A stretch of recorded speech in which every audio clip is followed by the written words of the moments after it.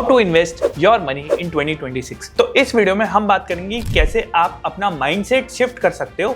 Mindset मतलब कौन कौन सी चीजें समझ सकते हो जिससे आप एक बेटर डिसीजन ले सकते हो। 100% विनिंग प्रोबेबिलिटी हो जाएगी जो भी आप इन्वेस्टमेंट या बेट लेते हो किसी भी चीज के ऊपर। अब ये स्टॉक मार्केट से रिलेटेड नहीं है, सारी एसेट क्लासेस पे डिपेंड करता है जिसमें रिस्क इन्वॉल्व है। Real estate, stock markets, bitcoins हो गया, गोल्ड, सिल्वर, इन सब में रिस्क इन्वॉल्व है। इनकी वैल्यूएशन भी डिपेंड करती है कितनी ज्यादा सही है, कितनी ज्यादा गलत है। एंड कहीं ना कहीं एक आपको एक इन्फॉर्म्ड डिसीजन लेना है। इन्फॉर्म्ड मतलब आपकी टेक्निकल्स फंडामेंटल्स ये बोलते हैं कि आगे चल के ये चीज बढ़ेगी। वाई? बिकॉज अभी अंडरवैल्यूड है या अभी नंबर स्ट्रॉन्ग है। तो आप पूरा को पूरा उस चीज को, उस थीसिस को सपोर्ट करके चलोगे तो हाई चांसेस है कि आप पैसा बनाओगे। And that's how the fundamental and technical analysis is done हर एक कंपनी या हर एक एसेट क्लास के ऊपर जिसमें भी आप इन्वेस्ट करने वाले हैं। हर बार ये होना चाहिए, नहीं तो लोग क्या बोलते हैं, भाई जुए सट्टे का खेल है। उन लोगों को ये समझ नहीं आता कि अगर आपने एक इन्फॉर्म्ड बेट ली है, इन्फॉर्म्ड बेट मतलब आपने उसके टेक्निकल्स देखे हैं, फंडामेंटल्स देखे हैं, नंबर्स देखे हैं, कंपनी के रेवेन्यू देखे हैं, प्रॉफिट देखे हैं, मैनेजमेंट देखे हैं, रेशियोज देखे हैं, सारी चीजें देखी है, आपकी सारी रिसर्च ये बोल रही है कि भाई इसको खरीद लेना चाहिए, तो फिर वो सही डिसीजन होगा।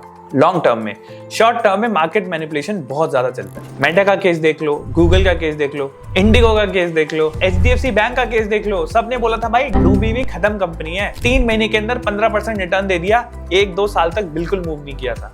तो आपको कन्विक्शन रखना चाहिए कि आपकी इन्वेस्टमेंट अच्छा काम करेगी बिकॉज प्रॉफिट्स ग्रो कर रहे हैं, रेवेन्यू ग्रो कर रहा है एंड एक सर्टेन परसेंटेज से ग्रो कर रहे हैं जो मार्केट को बीट करते हैं या उस इंडस्ट्री के स्टैंडर्ड को बीट करते हैं। सिंपल। बहुत से लोग बोलते हैं भाई मार्केट स्कैम था इसलिए पैसा डूब गया। भाई आपकी रिसर्च में बहुत बड़ा स्कैम था, आपने ठीक से रिसर्च नहीं की इसलिए शायद मार्केट डूब गया या आपने बहुत जल्दी पैसे निकाल लिए। तो हमेशा एक बिजनेस को समझो किसी में भी इन्वेस्ट करने से पहले। नायका का बिजनेस का एग्जांपल ले लो। एक टाइम पे जोमेटो बहुत अच्छा कर रहा था, बहुत ज्यादा आगे बढ़ रहा था, बट जोमेटो का पीई देखो 1000+ का पीई है। इतने ज्यादा प्राइस टू अर्निंग रेशियो पे क्या कोई फर्म सर्वाइव करेगी लॉन्ग टर्म में? बिल्कुल भी नहीं। लोगों को पैसे बनाने थे या प्रमोटर्स को पैसे बनाने थे, उन्होंने बनाए, फिर होल्डिंग्स बेचने लगे एंड फिर शेयर प्राइस नीचे आ गया। तो सिंपल पहले बिजनेस समझो कि उस कंपनी का बिजनेस क्या है। जोमेटो का कोर बिजनेस है एफडी से रिटर्न कमाना, बिकॉज उनके अगर आप फाइनेंशियल्स देखोगे तो जो एक्स्ट्रा इन्वेस्टर का पैसा है उसको वो एफडी में लगाते हैं और उससे जो इंटरेस्ट का पैसा आता है वो उनका प्रॉफिट है। बिकॉज जो उनका कोर बिजनेस है वो लॉस मेकिंग बिजनेस है। डिलीवरी, फूड डिलीवरी बिजनेस जो है पूरा का पूरा लॉस मेकिंग है। फिर हम ओला के भाविश अग्रवाल वाले की बात कर लेते हैं। अभी रिसेंटली उन्होंने अपने खुद के कुछ शेयर्स बेच दिए। एक बात बताओ, प्रमोटर, कंपनी का ओनर क्यों कंपनी के शेयर बेचेगा ऑल टाइम लो पे? थोड़ा सा दिमाग लगाओ, क्योंकि उसको खुद को भी भरोसा उठ गया है खुद की कंपनी से। अब उन्होंने बातें जरूर ये घुमाई है कि भाई एक उन्होंने प्लेज ले रखे थे, उसके खुद के शेयर्स थे, उनको प्लेज कर रखा था, लोन ले रखा था, तो उसको पे ऑफ करना था। बट आप ऑल टाइम लो वैल्यूएशन पे क्यों पे करोगे?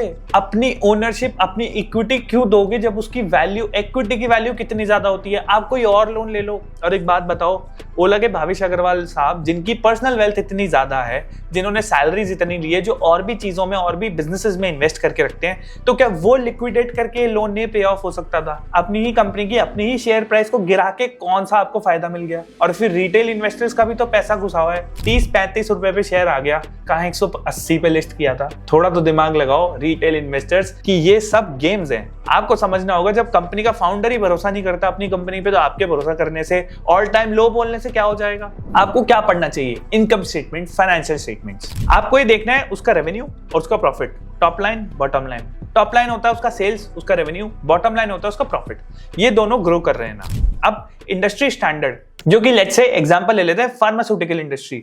मान लेते हैं एग्जांपल है 12% के अगर CAGR पे इंडस्ट्री के रेवेन्यूज और प्रॉफिट्स ग्रो करते हैं, दोनों को सेम मान लेते हैं।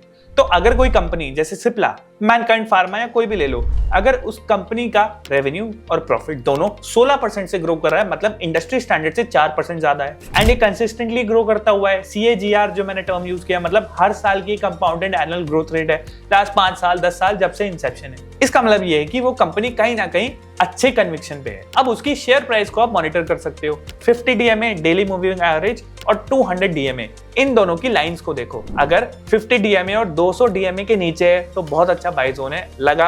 अगर कहीं ना कहीं उधर है तो डिपेंड करता है कि आगे कंपनी कैसे परफॉर्म करेगी आने वाले समय में। एंड 250 से ऊपर है तो थोड़ा बोल सकते हो कि थोड़ा सा ओवर वैल्यूएशन चल रहा है। अगर स्टॉक का पीई कंट्रोल में है तो भी आप उस पर कन्विक्शन ले सकते हो। एक मार्जिन का भी एक ब्रैकेट होता है, जैसे ग्रॉस मार्जिन अगर 40% से ज्यादा है तो बहुत ही अच्छी कंपनी है वो। फिर अगर मान लेते हैं खर्चे वर्चे काट के ऑपरेटिंग मार्जिन 50% से प्लस है, नेट मार्जिन 10% से ग्रेट है, मतलब कंपनी कहीं ना कहीं अच्छे मैनेजमेंट के साथ अपनी कॉस्ट कंट्रोल करके रखना चाहती है एंड प्रॉफिट भी कंसिस्टेंटली अपने इन्वेस्टर्स को डिलीवर करके देना चाहती है। ये दूसरा एक बहुत अच्छा हेल्दी पॉइंट हो जाता है। अब जैसे टाटा कंसल्टेंसी सर्विसेज का नेट मार्जिन 18 से 20% रहा है, बट स्टिल आप देखोगे टीसीएस डूबा पड़ा है भाई शेयर प्राइस के मामले में। व्हाई? बिकॉज एआई का मार्केट का बबल क्रिएट हो रहा है एंड इंडिया का कॉम्पिटिटिव मोट नहीं है, मतलब ऐसा यूनिक एडवांटेज नहीं कि इंडिया कंपनीज, इंडिया की सर्विस बेस्ड टेक कंपनीज क्या दे देगी, बिकॉज यूएस की तो सारी एआई में लग रही है, इंडिया का खुद का कोई प्रोडक्ट है नहीं। तो अब इन्होंने क्या किया है, बिजनेस पिवट कर दिया है। इन्होंने अब डेटा सेंटर प्ले स्टार्ट कर दिया है, बहुत सारी जमीनें खरीदी है, बहुत सारे लोगों को हायर किया है, बहुत सारा इंफ्रास्ट्रक्चर डेवलप हो रहा है ताकि टेक कंपनीज के लिए अब डेटा सेंटर्स प्रोवाइड कर सके। इन कंपनी के पास बहुत सारा कैश है, बहुत सारा मैन पावर है एंड बहुत सारा infra capability and government support है इंडिया का, तो वो हो भी सकता है। तो आगे चल के एक पिवट अगर इंडियन आईटी सेक्टर पूरा लेता है, और वो लेगा भी क्योंकि बैठे तो रहेंगे नहीं कि वर्ल्ड आगे बढ़ रहा है इंडियन आईटी आगे ना बढ़े, तो कुछ ना कुछ तो करेंगे। अब फिर उसके बाद आती थी डेट टू इक्विटी की। अब सबसे पहले आप फाउंडर्स के ऊपर भी जाओ कि उनके कितने % शेयर्स प्लेज्ड हैं। तो क्या ऐसी ग्रुप में इन्वेस्ट करना चाहिए? आप एक बार कॉल लो अपने लेवल पे, बिकॉज कहीं ना कहीं प्रमोटर खुद के शेयर्स को प्लेज क्यों करेगा? सिंपल, आगे अगर ग्रो करना है तो आप बोल सकते हो, बट उसका ट्रैक रिकॉर्ड भी देखना होगा। जैसे भाविश जी, इन्होंने तो अपने शेयर्स प्लेज करे एंड प्लेज करने के बहाने के लिए उन्होंने शेयर्स बेच दिए। सबसे ज्यादा नुकसान रिटेल इन्वेस्टर्स का हुआ है, इतने सारे स्टोर्स बंद हो गए, मार्केट शेयर 10% से कम पे आ चुका है। पहले 40% मार्केट शेयर होल्ड करते थे किसी टाइम में, तो मतलब इन्होंने मेहनत करनी ही छोड़ दी है, काम करना ही छोड़ दिया है। तो फिर ऐसी कंपनी कैसे सर्वाइव करेगी, चाहे कितनी ही बड़ी क्यों ना हो, कितना ही बड़ा ब्रांड एडवांटेज क्यों ना हो। फिर उसके बाद में आपको कैश फ्लो स्टेटमेंट देखनी है कि ऑपरेटिंग कैश फ्लो पॉजिटिव है, फ्री कैश फ्लो पॉजिटिव है। ऑपरेटिंग कैश फ्लो मतलब डे टू डे काम जो कर रहे हैं कि भाई नया रॉ मटेरियल खरीदना है, नए प्रोडक्ट्स खरीदने हैं, नई चीजों को मैन्युफैक्चर करने के लिए सैलरीज वगैरह निकल रही है ना, operating cash flow. Free cash flow वो होता है कि सारी कंपनी की चीजों को, डेट को पे ऑफ करने के बाद, हर महीने ईएमआई वगैरह देने के बाद भी एक्स्ट्रा कैश बैंक में बच जाता है। क्या वो नेट प्रॉफिट से भी कम होता है? बिकॉज बोलने को प्रॉफिट ज्यादा होगा, बट से क्रेडिटर्स को पे करना होगा, डेटर्स से रिकवरी करनी होगी। तो कैश फ्लो कि आप ज्यादा पैसा रिकवर कर पा रहे हो डेटर्स से एंड ज्यादा पैसा पे ऑफ कर पा रहे हो क्रेडिटर्स को, एंड फिर भी आपके पास पॉजिटिव पैसा बच जाता है। नेट कैश फ्लो अगर आपका पॉजिटिव है, उसको फ्री कैश फ्लो बोला जाता है कि कंपनी के पास फ्री कैश, एक्स्ट्रा कैश पड़ा है अपने एक्सपेंशन में यूज लेने के लिए। अब फिर आती है रेशियोज की बात।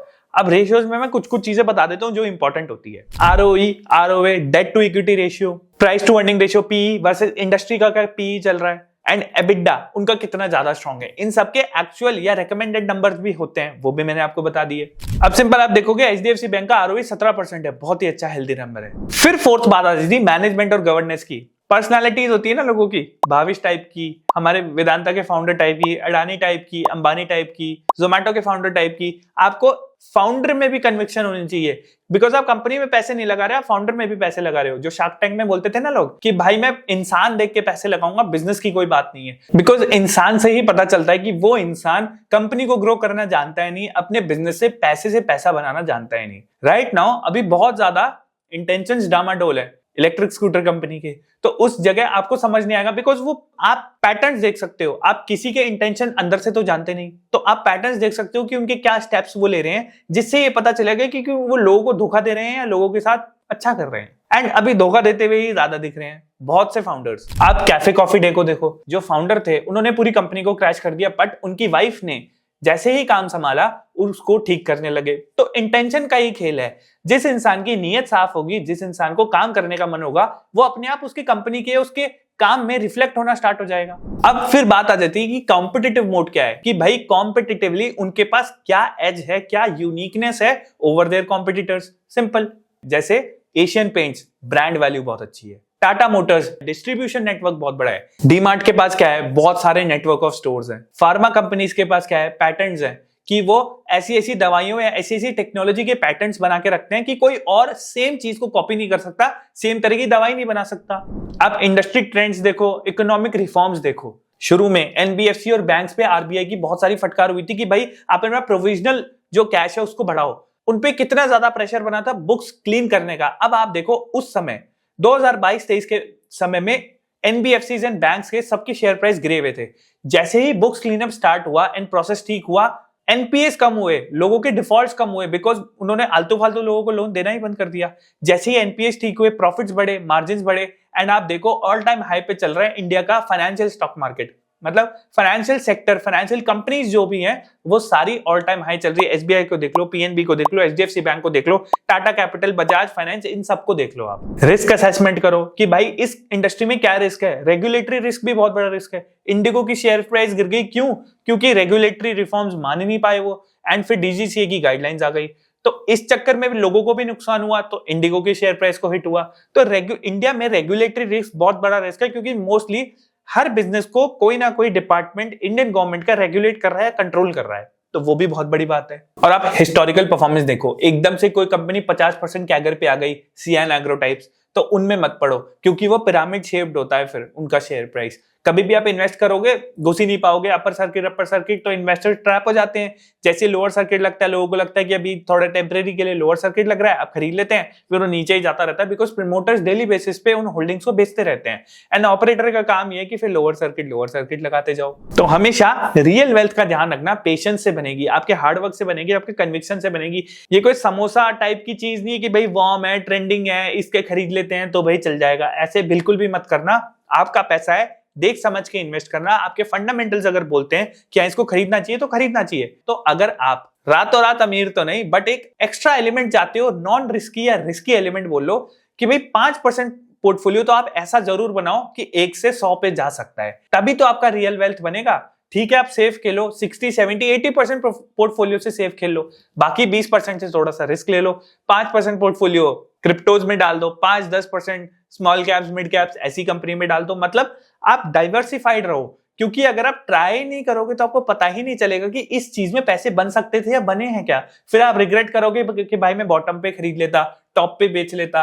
एंड हमें ओवरऑल भी तो इन्फ्लेशन बेट करना है, ओवरऑल भी तो रिटायर होना है। अगर आज हम इन्वेस्ट कर रहे हैं, लेट्स से 25 साल के हैं, हम 50 साल तक ही इन्वेस्ट करेंगे, ज्यादा करेंगे नहीं, पूरी जिंदगी हमें इन्वेस्ट करना भी नहीं है, बिकॉज ये पैसा हमें काम में भी लेना है। हमें ऐसी तैसी नहीं करवानी इन्वेस्ट करेंगे कि मैं अभी के मेरी जवानी खराब कर लूं, अभी का मेरा जीना खराब कर लूं।